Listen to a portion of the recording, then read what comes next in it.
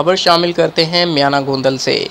Well done SHO थाना म्याना गोंदल मंशियात फरोशियों के खिलाफ क्रैकडाउन।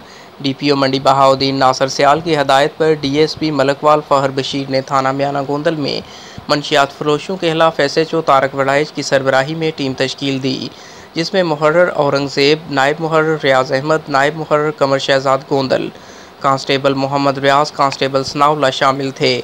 पुल सेम नाला पर नाका के दौरान एक शख्स देखकर भाग खड़ा हुआ।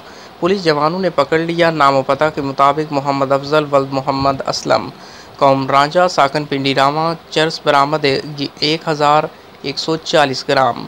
इसके खिलाफ इर्तिकाब जुर्म 9C के तहत मुकदमा दर्ज करके मुलजिम को हवालात में बंद कर दिया गया।